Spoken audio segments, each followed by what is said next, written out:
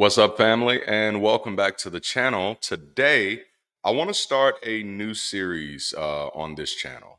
But before I do that, make sure to like the video, subscribe to the channel, hit that alert notification bell, and check out the many options for getting involved with this community. In this new series, my goal is to encourage anyone who will listen to be the bridge that makes the difference.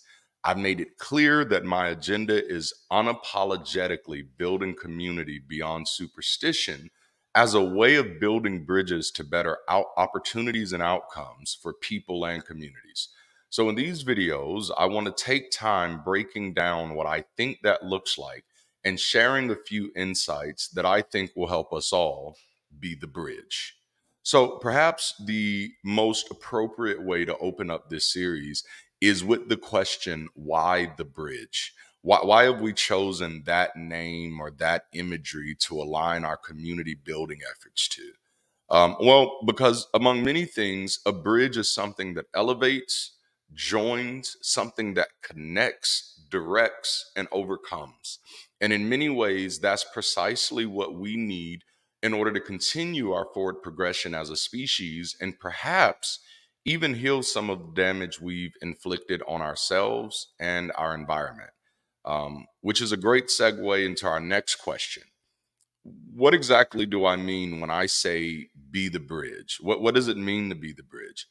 It means to be committed to looking for opportunities to be a better way to connect with yourself, others, and the world around you.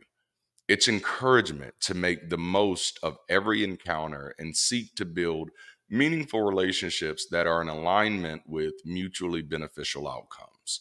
Now, I fear this is often overlooked in the sense that most of us are already aware of the overwhelming amount of exploitative, one-sided relationships that exist, often promoted by our religious superstitions and going well beyond just the male and female dynamics.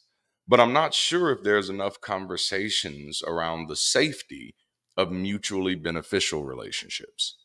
And in that way, it's truly a travesty because it means that in many cases, we are truly robbing ourselves of the indisposable value and perspective of people. Being the bridge is a reminder to search for that value and value those perspectives, even those that are not necessarily in alignment with your own, because it enables you to potentially be a better way to connect. And I think that the more you educate yourself on the social dynamics of our species, the more you will realize just how powerful of a position being the bridge really is. To kind of conclude this thought, I want to give you three things that helps me be a better way to connect. Number one is just I'm committed to living open-minded. I'm not married to any piece of knowledge or information. Everything I know is subject to change. Everything I know is subject to be updated with new information. Because of that, I don't fear challenging information. I don't fear information that doesn't sound like information I've already gravitated to. I don't fear challenging information. As a matter of fact, I embrace it in good faith and expectation of the opportunity to expand my knowledge base or my understanding of the things that impact me. I crave updates. And for me personally, it's about optimum performance. The better the better the better the quality of information I have, the better quality of life I can produce for myself. That's my formula right now. Until I have it disproven, that's my formula. But not only living open-minded, which of course allows you to be more accepting, be more tolerant of others. Tolerant. Yeah, that's right. Be more tolerant of others. It also helps you, again, because the whole point is to be a better way to connect. It also helps you connect with other people better. But that's the second thing that I do is, I consider myself all embracing, which means nobody really requires my permission or approval for their lived experiences or perspectives. When I meet people, I'm not looking for boxes to check off of whether or not you fit my expectations. I'm not looking for reasons to disconnect. I'm not looking for reasons not to like you. I'm not looking for reasons to hate you. As a matter of fact, I'm looking for ways that we can learn, grow, and work together.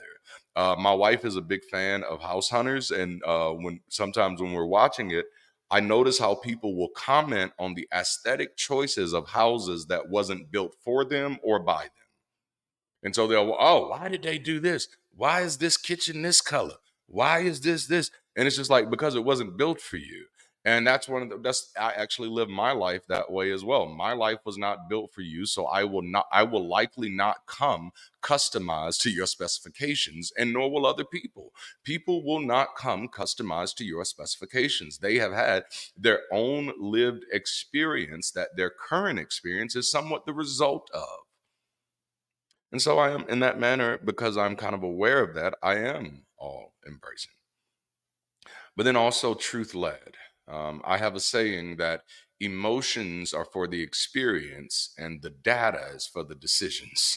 It's been a safeguard in my life to protect against being sold a false bill of goods. I am a highly emotive person, so I get emotionally invested in things very quickly. And if I'm not careful, I can get so excited that I don't pay attention to the data at all. But see, I'm not unique or exceptional in that way. Most of us, many of us, in fact, are exactly the same in that manner, that we can be taken advantage of through our emotions, and not even just someone trying to take advantage of us. They could be just as being taken advantage of by their own emotions. We all get so excited that we don't actually drive down or drill down into the details. This happens on things that we're happy about, excited about in the positive sense, and things that we're excited about in the negative sense.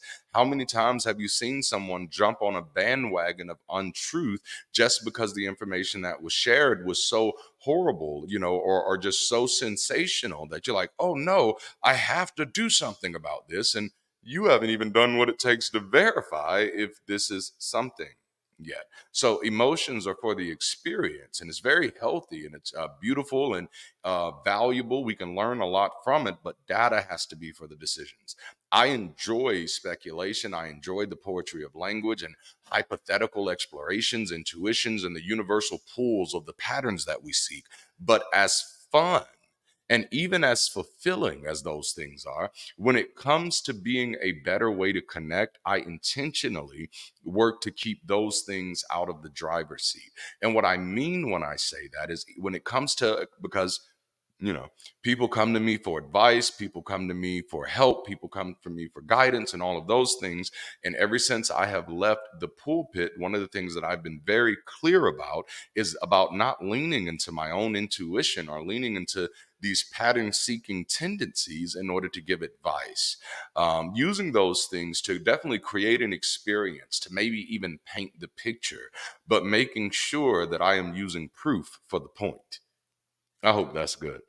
And I think it's absolutely healthy for communities to support and provide safe spaces for people to explore the more speculative ideas of our realities.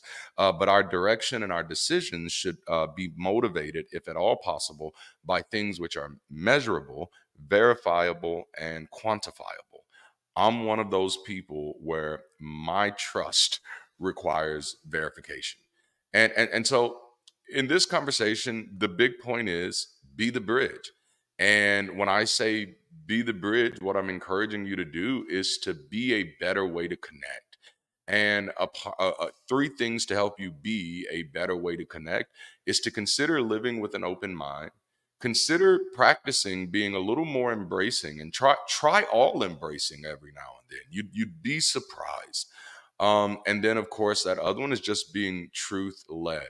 Not only does that help protect us from making bad decisions about ourselves, but it also helps us prevent us from coming to false conclusions about other people as well. So again, I hope I've said something of value in this conversation. I hope I got those gears spinning, and I hope this is encouraging you to want to do more and more and more to make people-centric community a priority wherever you live and operate. I love y'all. Thank y'all for hanging out with me. Until next time, be the bridge. I'll holla.